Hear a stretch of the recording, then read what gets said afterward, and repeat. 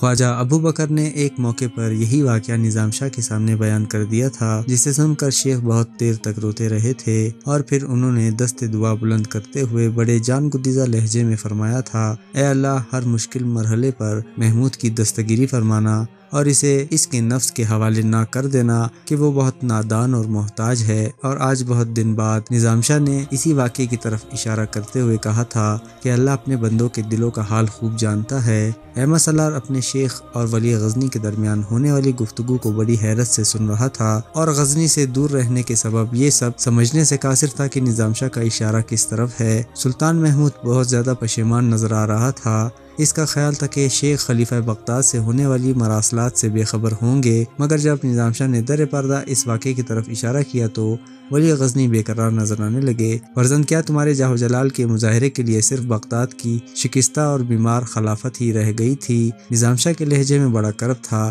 اور کیا تم ان کوہ پیکر ہاتھیوں کو اس لیے پرورش دے رہے ہو کہ اپنے ہی ایک ہم عقیدہ بھائی کے محلات کو مسمار کر ڈالو؟ بغداد کے سلسلے میں رونما ہونے والے واقعے کا ایک ایک گوشہ نظام شاہ پر روشن تھا۔ یہ جان کر ولی غزنی کے چہرے کا رنگ فک ہو گیا، اور اب وہ نظام شاہ کے حضور اپنے آپ کو ایک بڑا مجرم سمجھ رہا تھا۔ شیخ، میں فوراً ہی اپنے اس گناہ سے تائب ہو گیا تھا، محمود نے انتہائی شرمسار لہجے میں کہا، اور میں نے اسی وقت خلیفہ بغداد کے نام معافی نامہ بھی تحریر کر دیا تھا۔ تم مجھ سے لیلا خان کی خود غرضی اور بے وفائی کا شکوہ کر رہے تھے، مگر کبھی تم نے اپنے اس عمل پر بھی غور کیا؟ نظام شاہ کے لہجے میں ولی غزنی کے لیے سخت تنبیہ بھی شامل تھی اور ایک آسودہ حسرت بھی۔ ولی غزنی ایک مرد قلندر کے سوال کا کیا جواب دیتا؟ بار ندامت سے اس نے سر جھکا دیا۔ فرزند، میں اس حقیقت سے باخبر ہوں کہ تمہیں میری بار بار مداخلت گراں گزرتی ہے، اور مجھ ناکارہ بوڑھے کی فرمائش سے تمہارے وسیع اقتدار کے منصوبے متاثر ہوتے ہیں۔ نظام شاہ کے لہجے سے دل کا سوز جھلک رہا تھا، مگر زیادہ پریشان نہ ہو کہ یہ کچھ دنوں کی بات ہے، پھر تم سے اس لہجے میں بات کرنے والا دور دور تک نہ ہوگا۔ ہر طرف تمہارے جاہ و جلال کے آگے جھکے ہوئے سر ہوں گے، تمہارے سامنے کٹی ہوئی زبانیں ہوں گی، تمہارے اقتدار کے روبرو سہمے ہوئے زرد چہرے ہوں گے، بس آئینہ خانہ ہستی میں تمہاری ہی ذات ہوگی اور اس کے سوا کچھ نہیں ہوگا۔ ولی غزنی نے گھبرا کر سر اٹھایا۔ اس نے آج تک نظام شاہ کو اس عجیب حالت میں پہلے کبھی نہیں دیکھا تھا۔ اور ایک بات پورے ہوش و حواس کے ساتھ سن لو، ممکن ہے کہ کل تمہیں یہ بات سمجھانے والا کوئی اس دنیا میں دوسرا موجود نہ ہو۔ نظام شاہ نے ایک مختصر سے وقفہ سکوت کے بعد کہا، فرزند، تم نے بہت اچھا کیا کہ خلیفہ بغداد سے بروقت معافی مانگ لی۔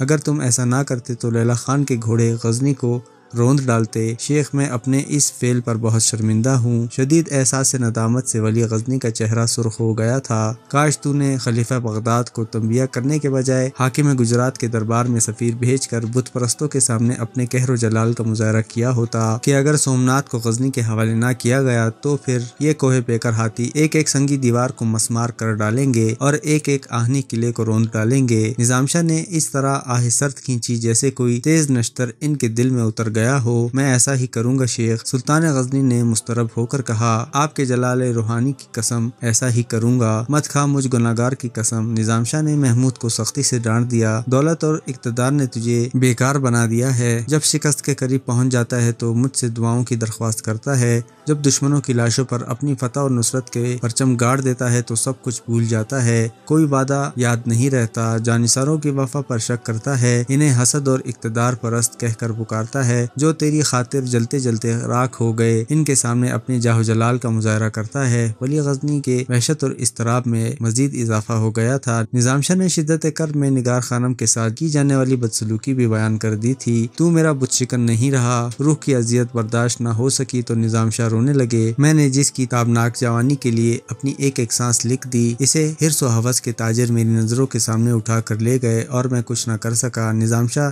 تیری بدقسمتی پر ہزار بار افسوس کہ تو بڑھاپے میں بے اولاد ہو گیا۔ جو مرد قلندر آفات اور مصائب کے پہاڑ ٹوٹنے پر بھی مسکرایا کرتا تھا، آج اس کے لہجے میں مرثیہ خوانی کا گمان ہوتا تھا۔ اپنی روحانی باپ کی یہ حالت اضطراب دیکھ کر احمد سالار کے جسم پر لرزہ طاری ہو گیا۔ اس میں اتنی ہمت نہیں تھی کہ وہ نظام شاہ کے روبرو چند تسکین آمیز کلمات ہی ادا کر سکے۔ شیخ، میں ابھی زندہ ہوں۔ ولی غزنی کی زبان سے الفاظ ٹوٹ ٹوٹ کر ادا ہو رہے تھے۔ ابھی آپ کا فرزند محمود زندہ ہے، پھر آپ لاوارث کیسے ہو گئے؟ بے شک تو زندہ ہے۔ نظام شاہ کی فریاد کی لے تیز تر ہو گئی تھی، مگر تو نے بت فروشوں کی ادا سیکھ لی ہے۔ شیخ میں بت فروش نہیں ہوں، یہ محض آپ کی بدگمانی ہے، اس کے سوا کچھ نہیں۔ سلطان محمود نے اپنی صفائی پیش کرتے ہوئے کہا، جس نے تمام عمر اپنے دشمنوں سے بھی حسن ظن رکھا تو اس پر بدگمانی کی تہمت تراشی کر رہا ہے۔ نظام شاہ کے لہجے میں ناکام حسرتوں کی تپش تھی۔ تو جھوٹ بولتا ہے محمود، میرا وہ بت شکن تو مر گیا، اس کی ایک مسکراہٹ پر میں نے زندگی بھر کی کمائی لٹا دی تھی اور اپنی ساری ریاضتیں جس کے نام کر دی تھی، وہ بت شکن تو سیم و زر کے ملبے میں دب کر ہلاک ہو گیا۔ تو سلطان غزنی ہے، دنیا کا بڑا فاتح، کثیر افواج پر نازاں، تاج و تخت کا مالک، زرخیز زمینوں کا مالک، سبتگین کا بیٹا، تو امیر بن امیر ہے اور میں گلی کوچوں کا بھکاری، تجھ سے میرا کوئی رشتہ نہیں۔ یہ کہہ کر نظام شاہ اٹھ کر کھڑے ہو گئے۔ سلطان محمود نے مرد قلندر کے تیوروں کو پوری شدت سے محسوس کر لیا تھا، اس لیے وہ بھی گھبرا کر کھڑا ہو گیا۔ محمود، میں تجھے تیرے عہد کی زنجیروں سے آزاد کرتا ہوں، اب تیری ذات پر میرا کوئی قرض نہیں۔ نظام شاہ کے بہتے ہوئے آنسو رک گئے تھے اور لہجے میں وہی ٹھہراؤ آ گیا تھا۔ آج میں تیری مملکت چھوڑ کر جا رہا ہوں، کل کفن پہن کر دنیا سے چلا جاؤں گا اور اپنے خالق کی بارگاہ کرم میں حاضر ہو کر عرض کروں گا، اپنے گناہگار اور عاجز بندے نظام شاہ کو معاف کر دیں۔ وہ اپنی آخری سانس تک تیرے وسیع العریض زمین پر چیختا پھرا، مگر اس کی صدا سننے والا کوئی نہیں تھا۔ اب محمود کے پاس اس کے سوا کوئی چارہ نہیں تھا کہ وہ جلال سلطانی کو بالائے طاق رکھ کر ایک سعادت مند بیٹے کی طرح روٹھ جانے والے باپ کو بلا تاخیر منانے کی کوشش کرے، ورنہ اگر نظام شاہ اس کی حدود مملکت سے نکل کر چلے گئے تو سرزمین غزنی ایک بڑی سعادت سے محروم ہو جاتی۔ پھر سلطان نے ایسا ہی کیا اور شدید عالم اضطراب میں آگے بڑھا اور نظام شاہ کے قدموں پر لپٹ گیا۔ شیخ، میں گناہگار سہی مگر پھر بھی آپ سے ایک نسبت خاص رکھتا ہوں۔ سلطان غزنی کسی معصوم بچے کی طرح رو رہا تھا۔ میری کوتاہیوں اور لغزشوں کی گرفت نہ کیجیے کہ میں اول اور آخر ایک کمزور اور دنیا پرست انسان ہوں۔ آپ کا سا انداز سے قلندر کہاں سے لاؤں کہ آپ سید امیر علی شاہ جیسے مرد کامل کے روحانی فرزند ہیں اور میں ایک دنیا دار شخص سبتگین کا بیٹا محمود ہوں۔ دونوں میں کیا تقابل ہے؟ واللہ کوئی مناسبت نہیں، کہاں فلک کی بلندیاں اور کہاں زمین کی پستیاں۔ میں تو پہچانا ہی آپ کے حوالے سے جاتا ہوں، اگر مجھ سے آپ کا یہ حوالہ چھن گیا تو پھر میں کیا اور میری پہچان کیا؟ سلطان محمود بے اختیار رونے لگا تھا۔ شیخ، اگر دنیا کو میری ذات میں کوئی خوبی نظر آتی ہے تو وہ آپ کی فیض صحبت کا دھندلا سا عکس ہے، ورنہ نگاہ انسان میں میرا اعتبار ہی کیا؟ دولت اور اقتدار کی کوکھ سے پیدا ہونے والے بے شمار درندوں کی طرح میں بھی ایک درندہ ہوتا۔ حق تعالیٰ کی بے شمار اور بے مثال نعمتوں کی قسم،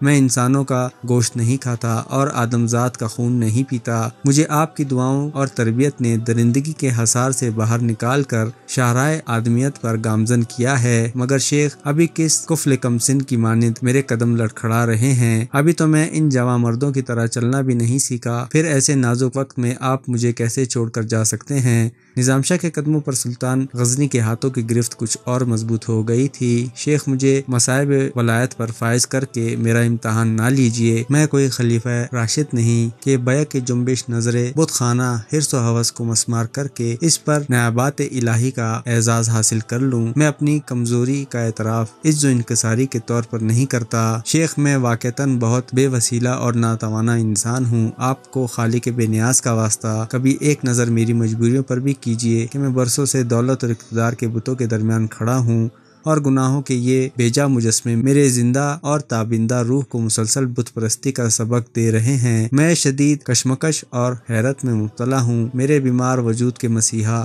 آج سلطان محمود نے اپنے روحانی باپ سے کوئی پردہ داری نہیں کی تھی۔ ولی غزنی پوری سچائی کے ساتھ اس معرکہ خیر و شر کو بیان کر رہا تھا جو اس کی اپنی ذات کے اندر برپا تھا۔ شیخ، اگر آپ بھی مجھے چھوڑ کر چلے گئے تو میں ان بتوں کے ہجوم میں اکیلا رہ جاؤں گا، پھر ایک دن یہی بت مجھ پر گر پڑیں گے اور ساری دنیا چیخ چیخ کر کہے گی کہ نظام شاہ کا فرزند ہلاک اور برباد ہو گیا۔ ولی غزنی بڑے جان گدیزہ لہجے میں اپنی کمزوریوں اور مجبوریوں کی داستان سنا رہا تھا۔ نظام شاہ جیسے صاحب درد انسان اس لہجے کی خلش کو برداشت نہ کر سکے، پھر وہ مرد قلندر بے قرار ہو کر جھکا اور سلطان غزنی کو اٹھا کر سینے سے لگا لیا۔ اس ذات جلال کی قدرت لازوال کی قسم جو ایک لمحے میں بڑے بڑے زور آوروں کی سانسیں ضبط کر لیتا ہے اور جو مردہ جسموں میں دوبارہ جان ڈال دیتا ہے اور جو قیامت کے دن ریزہ ریزہ ہو کر بکھر جانے والی ہڈیوں کو پھر سے مجسم کر دے گا، تو اس قادر مطلق کے سائے کرم میں ہے، تجھے بربادی کے ہاتھ چھو بھی نہیں سکتے۔ نظام شاہ اشک بار آنکھوں کے ساتھ ولی غزنی کو تسلیاں دے رہا تھا۔ ایک بیٹے کے لیے اس سے بڑی ہلاکت کیا ہوگی کہ اس کا باپ اس سے ترک تعلق کر لے، یہاں تک کہ گھر کی چار دیواری سے بھی نکل جائے۔ محمود کے بہتے ہوئے آنسو اس کے رخساروں سے گزر کر سینے کو بھگو رہے تھے۔ پھر اس کے بعد کیا باقی رہ جاتا ہے شیخ؟ بس یہی کہ اس زمین پر بسنے والے بلند آوازوں کے ذریعے حقیقت کا اظہار کریں یا زیر لب کہیں کہ وہ جا رہا ہے سلطان محمود غزنوی، نظام شاہ کا معتوب اور لعنت زدہ فرزند اور بت فروش بیٹا۔ نہیں میرے بچے، ایسا کبھی نہیں ہوگا۔ شدت جذبات سے ملغوب ہو کر نظام شاہ نے اپنے خشک ہونٹ محمود کی پیشانی پر رکھ دیے۔ یہ تو بس تیری آزمائش تھی، مگر اللہ کا شکر ہے کہ تو اس امتحان میں کامیاب ہو گیا۔ میں یہی سمجھتا تھا کہ یہ بت فروش میرے بیٹے کو بھی اٹھا کر لے گئے ہیں، لیکن تیرے اس طرز عمل سے اندازہ ہوتا ہے کہ تو نے ابھی اس فقیر بے سر و سامان سے اپنے دل کا رشتہ نہیں توڑا۔ نظام شاہ نے ولی غزنی کے آنسوؤں سے بھیگا ہوا چہرہ اپنے دونوں ہاتھوں کے درمیان لے لیا۔ فرزند، میرا خیال تھا کہ تو مجھے اپنے اقتدار کی بستی سے چپ چاپ چلا جانے دے گا، نہ میرا دامن پکڑے گا اور نہ مجھے منانے کی کوشش کرے گا، مگر ابھی تیرے سینے میں عشق کی کوئی چنگاری باقی رہ گئی ہے، اور اسی چنگاری نے تیرے غرور اور جاہ و جلال کو جلا ڈالا ہے، اور پھر اپنے شکستہ حال باپ کے ناتوانہ قدموں سے لپٹ جانے پر مجبور کر دیا۔ مجھے تیری مجبوری کی یہ ادا بہت اچھی لگی۔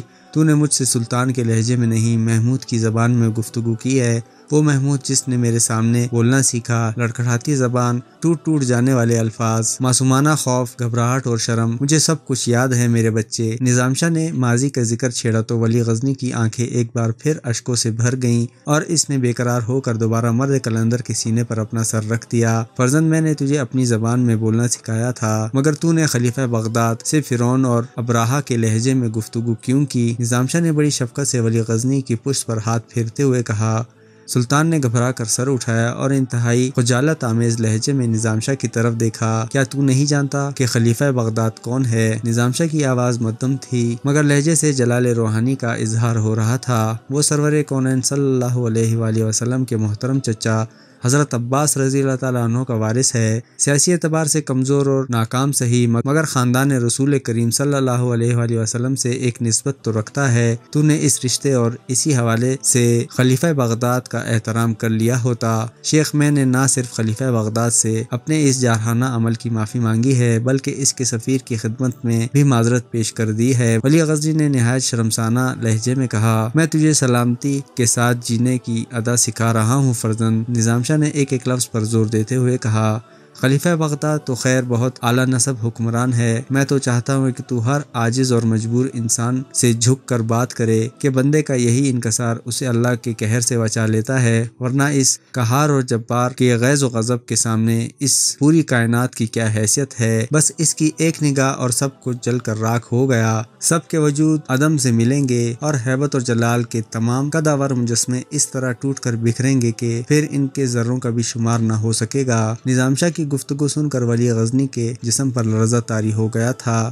تجھے کیا خبر کہ کتنی راتیں تیری عافیت کے لیے دعائیں مانگ کر گزاری ہیں؟ ایک بار پھر سوز دردوں سے نظام شاہ کا لہجہ جل اٹھا۔ میں تجھے چھوڑ کر کہاں جا سکتا ہوں؟ تو ہی تو میری منزل مراد ہے، اور تو ہی میری ناآسودہ زندگی کا خواب۔ تجھے کوئی نہیں توڑ سکتا میرے بیٹے، یہاں تک کہ تیرا کبر و غرور ہی تجھے توڑ ڈالے، اور یاد رکھ کہ اگر تو ٹوٹ کر بکھر گیا تو نظام شاہ کا وجود بھی شکستہ ہو کر فنا کے ریزگار میں ختم ہو جائے گا۔ ولی غزنی بہت دیر تک نظام شاہ سے اپنی لغزشوں کی معافی مانگتا رہا، یہاں تک کہ مرد کلندر کا دل پگھل گیا اور نظام شاہ دوبارہ مجلس سلطانی میں خوشدلی کے ساتھ بیٹھ گئے۔ یہ بڑے سنگین لمحات تھے جن کی ہولناکی کا اندازہ کر کے احمد سالار کسی خزاں رسیدہ پتے کی طرح کانپ رہا تھا۔ پھر جب یہ تباہ کار لمحات بعافیت گزر گئے تو اس نے اس طرح چین کی سانس لی کہ جیسے کوئی انسان موت کے دہانے میں داخل ہو کر موزانہ طور پر زندگی کی طرف لوٹ آیا ہو۔ جب نظام شاہ کے ہونٹوں پر وہی دل نواز تبسم ابھر آئی اور خلوت گاہ سلطانی میں ایک مرد کلندر کی حالت جمال کے رنگ بکھر گئے تو احمد سالار نے ولی غزنی کو مخاطب کرتے ہوئے کہا، سلطان معظم سومنات کے حوالے سے اہل ہند کا یہ بھی عقیدہ ہے کہ ولی غزنی نے لمغان کے صنم خانے میں جن بتوں کو توڑا ہے، سومنات ان سے ناراض تھا، اس لیے وہ پتھر کے مجسمے ضرب سلطانی سے زیر زیر ہو گئے۔ اگر سومنات ان بتوں سے خفا نہ ہوتا تو سلطان محمود کی کیا مجال تھی کہ وہ ادھر کا رخ کرتا؟ احمد سالار کی زبانی یہ عجیب انکشاف سن کر ولی غزنی کا چہرہ غصے سے سرخ ہو گیا مگر وہ کچھ بولا نہیں۔ سومناتھ کے پجاری برہمنوں سے لے کر گجرات کے عام باشندوں تک بآواز بلند یہ کہتے نظر آتے ہیں کہ اگر ولی غزنی نے سومناتھ کے پسندیدہ بتوں اور ہندو حکمرانوں کو بری نظر سے دیکھا تو پتھر کا یہ قدآور مجسمہ چشم زدن میں سلطان کو ہلاک کر ڈالے گا۔ احمد سالار کا خیال تھا کہ ہندوؤں کی یہ تحقیر آمیز گفتگو سن کر محمود کے غضب کی آگ پوری شدت کے ساتھ بھڑک اٹھے گی، مگر وہ اس وقت حیران رہ گیا جب ولی غزنی کے ہونٹوں پر ایک عجیب سا تبسم ابھر آیا۔ بے جان پتھر کا یہ ٹکڑا اپنے پرستاروں سے میرے بارے میں اور کیا کیا کہتا ہے؟ سلطان نے بڑے شگفتہ لہجے میں احمد سالار سے پوچھا۔ سومناتھ نے اپنے کئی پجاری برہمنوں کو حالت خواب میں یہ خوشخبری سنائی ہے کہ اگر سلطان محمود نے دوبارہ ہندوستان پر حملہ کیا تو ایک عبرتناک شکست کے بعد احمد سالار اس کے آگے کچھ نہ کہہ سکا۔ یکایک اس کی زبان لڑکھڑانے لگی تھی۔ کہہ ڈالو میرے عزیز، سب کچھ کہہ ڈالو، تم کیوں گھبراتے ہو؟ محمود کے ہونٹوں پر بکھری ہوئی مسکراہٹ کچھ اور گہری ہو گئی تھی۔ حاکم بدہن گجرات کے برہمن کہتے ہیں کہ عبرتناک شکست کے بعد سلطان اس حالت میں مارا جائے گا کہ ان کی پشت میدان جنگ کی طرف ہوگی۔ احمد سالار کی زبان سے الفاظ ٹوٹ ٹوٹ کر ادا ہو رہے تھے۔ یہ تو اللہ ہی جانتا ہے کہ حیات اور موت اور فتح اور شکست اسی کے قبضہ قدرت میں ہے۔ اب محمود بہت زیادہ سنجیدہ نظر آنے لگا تھا۔ سومناتھ کی طرف سے دی جانے والی اس خوشخبری کے ساتھ ہندوستان کے بہت سے نجومی بھی یہی کہتے ہیں کہ اگر سلطان دیوتاؤں کی اس مقدس سرزمین پر آئندہ پھر کبھی حملہ آور ہوئے تو وہ ان کی زندگی کی آخری یلغار ہوگی۔ احمد سالار نے توہم پرستوں کی ایک اور پیشن گوئی کا انکشاف کرتے ہوئے کہا۔ ولی غزنی خاموش تھا مگر اس کی سنجیدگی میں مزید اضافہ ہو گیا تھا۔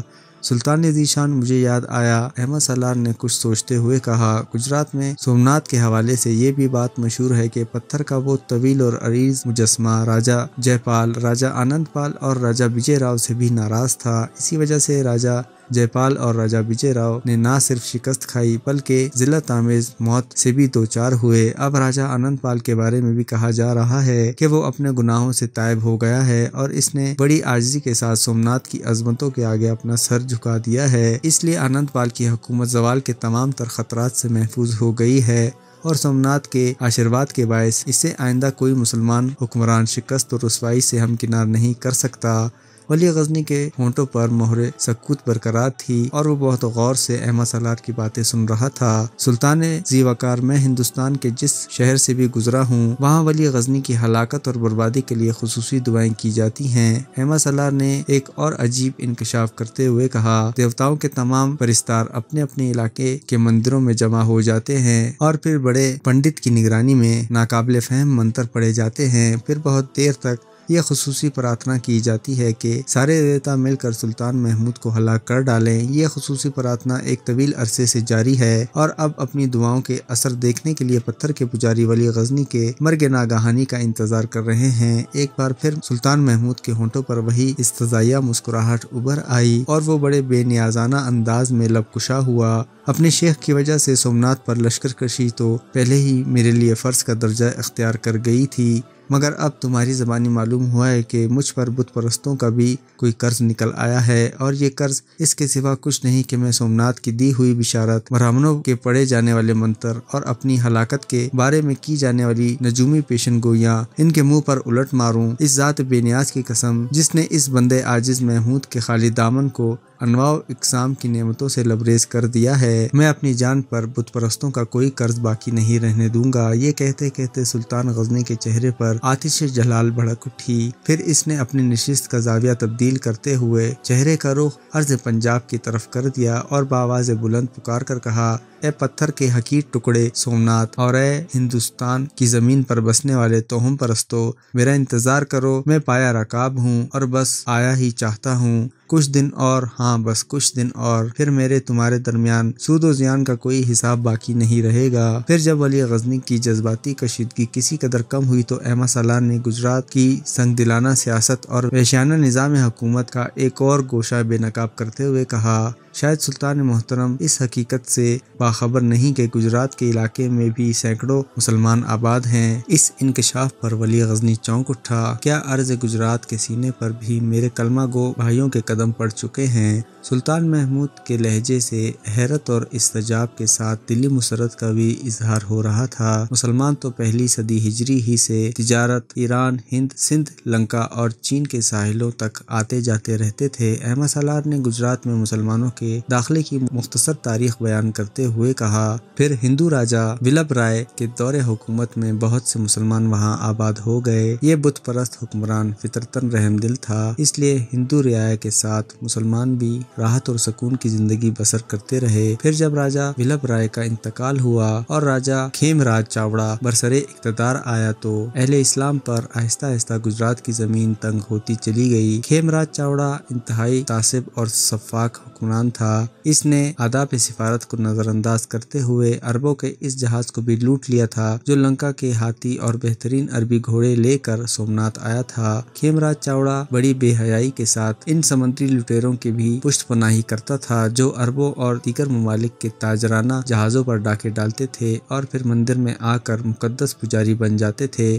چاوڑا کے بعد گجرات کا ہر فرما روا اپنے پیش رواں حاکم کی تقلید میں مسلمانوں کو آزار پہنچاتا رہا، یہاں تک کہ موجودہ حکمران راجا بھیم دیو کے دور حکومت میں اسلام کے نام لیواؤں کی زندگی ایک دردناک عذاب بن کر رہ گئی ہے۔ سلطان نذیر چشم کوئی ان کا پرسان حال نہیں۔ احمد سالار کے لہجے میں دل کا درد جھلک رہا تھا۔ ان کے غم زیادہ ہیں اور میرے پاس اظہار کرنے کے لیے الفاظ کا سرمایہ بہت کم، بس اتنا سمجھ لیجئے کہ وہ اپنی قبروں میں زندہ ہیں۔ کوئی نہیں جانتا کہ کب ستم گروں کے تیشے نمودار ہوں اور جبر و تشدد کی مٹی سے ان کی قبروں کو بند کر دیا جائے۔ یہ کہتے کہتے آنسو احمد سالار کی آنکھوں کو بھگونے لگے۔ ایک بار پھر خلوت گاہ سلطانی کی فضا سوگوار ہو گئی۔ اللہ! یکایک نظام شاہ نے آہ سرد کھینچی، پھر آسمان کی طرف دیکھا مگر درمیان میں سنگ سرخ کی دیوار حائل تھی۔ مرد قلندر نے سر جھکا لیا اور آنکھیں بند کر لیں۔ سلطان محمود نے گھبرا کر نظام شاہ سے معذرت خواہ انداز میں کہا،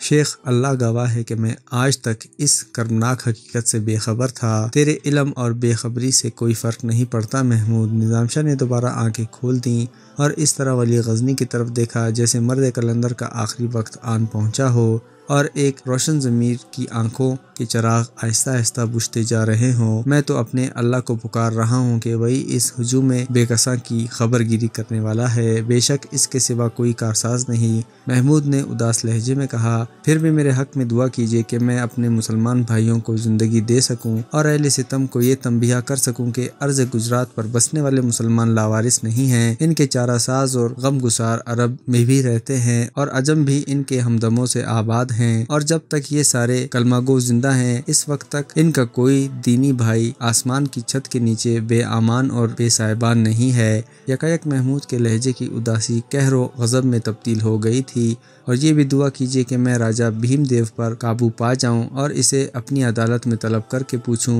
کیا تو اس دن سے نہیں ڈرتا کہ جب ہو پڑے گی اور پھر ظالموں کے لیے کوئی راہ فرار باقی نہیں رہے گی؟ کاش یوں ہو جائے کہ میں راجہ بھیم دیو کو مسلمانان گجرات کے قدموں پر جھکا دوں، پھر وہ ستمگر ان سے زندگی کی بھیک مانگے، پھر میں اس کا منہ کالا کر کے اسی کے گلی کوچوں میں پھراؤں اور آخر میں اس کی چتا کو آگ لگا دوں، اور پھر گجرات کا ایک ایک گوشہ میرے نقیبوں کی آواز سے گونج رہا ہو کہ اہل اسلام پر ستم ڈھانے والوں کا یہی انجام ہوتا ہے۔ اللہ تیری دستگیری کرے گا فرزند، نظام شاہ نے گلگیر آواز میں کہا، اگر تو مظلوموں کی داد رسائی کے لیے سمندروں میں بھی اپنے گھوڑے ڈال دے گا تو وہ قادر مطلق تیری خاطر ان ناقابل عبور آبی راستوں کو بھی عبور کر ڈالے گا، بس تیرے سینے میں جذبہ صادق لو دیتا رہے۔ ایک بھیم دیو کیا نہ جانے کتنے بھیم دیو تیرے قدم بوسی کے لیے ترس رہے ہیں۔ میرے بیٹے، اپنی ذات کے حصار سے باہر نکل کر تو دیکھ، ہزاروں سومنات تیرے آگے سرنگوں ہونے کے لیے بے قرار ہیں۔ کاش تو اس راز کو سمجھ سکے کہ بت گیری بظاہر کتنی بھی سود مند ہو مگر اس کا انجام ہلاکت خیز ہے، اور اہل دنیا کو کاروبار بت شکنی میں کتنا بھی زیان نظر آئے لیکن اس کا انجام صرف عافیت ہے، سلامتی ہے اور نجات ہے۔